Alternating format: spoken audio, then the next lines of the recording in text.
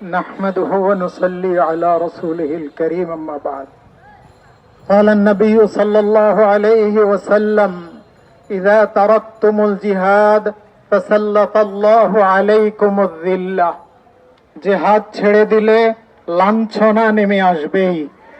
আল্লাহর নবী ইসলামী রাষ্ট্র প্রতিষ্ঠা করতে গিয়ে বাধার মুখোমুখি হয়েছেন। বদরের যুদ্ধ হয়েছে, উহুদ হয়েছে, খায়বার হয়েছে, খন্দকের যুদ্ধ হয়েছে, হুনাইনের যুদ্ধ হয়েছে। সব যুদ্ধে সার্বিক বিচারে মুসলমানের বিজয় হয়েছে, অথচ মুসলমানের সৈন্য ছিল কম, অস্ত্র ছিল কম, অর্থ ছিল কম। এখন মুসলমান, প্রকৃত মুসলমান যারা, সংখ্যায় তারা হয়তো কম হবে, অর্থ অস্ত্র কম হবে, নামের মুসলমান অনেক, প্রকৃত মুসলমানের সংখ্যা কম যদিও হয়, যদি আল্লাহর নির্দেশ অনুসারে, আল্লাহর নবীর নির্দেশনা অনুসারে এখন ওলামায়ে কেরাম যেভাবে ফতোয়া দিচ্ছেন, গতকাল মুফতি তাকি ওসমানী দামাত বারাকাতুহুম ফতোয়া দিয়েছেন, বিশ্বের 57টি মুসলিম কান্ট্রি সকলের উপর জিহাদ ফরজ হয়ে গিয়েছে। সেই ফরজ আদায় করার স্বার্থে রাষ্ট্রের কর্ণধারগণ ওলামায়ে কেরামকে নিয়ে বসে এর পদ্ধতি কি হবে যদি তারা ঘোষণা করেন, আমরা সকলে প্রস্তুত আছি তো ইনশাআল্লাহ। একমাত্র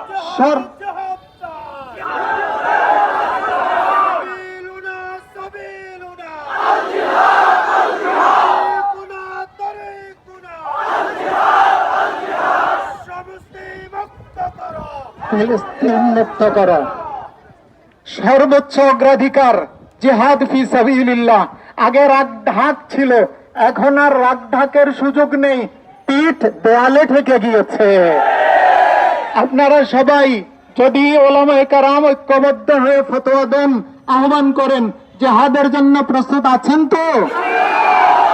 দ্বিতীয় জিহাদ অর্থনৈতিক জিহাদ। অনেকেই বলেছেন পণ্য বর্জন, এটা করতেই হবে।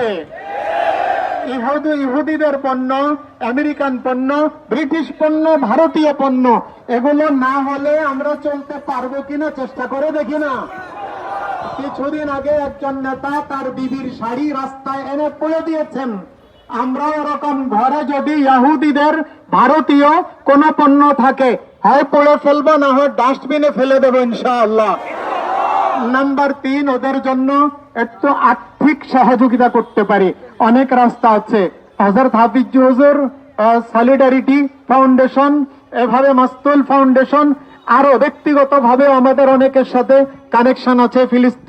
ফিলিস্তিনের শায়েখ আমাদের সাথে পরিচয় আছে, 2 জনের সাথে, যিনি সরাসরি ময়দানে এই সহযোগিতা পৌঁছাতে পারবেন। তুরস্কে আমাদের পরিচিত, আমাদের চ্যানেল আছে, সেই চ্যানেলে আলহামদুলিল্লাহ গত পরশু পর্যন্ত অল্প কয়েকদিনের ভিতরে আমরা আপনাদের সহযোগিতার 6 লক্ষ টাকা পাঠিয়েছি আলহামদুলিল্লাহ। আপনারা চাইলে বিভিন্ন ভাবে আপনারা অংশগ্রহণ করতে পারবেন। চতুর্থ কাজ, তাদের জন্য দোয়া করা। দোয়াতে আমরা ভুলবো না। প্রথম প্রস্তুতিগুলোর জন্য মানসিকতা আমাদের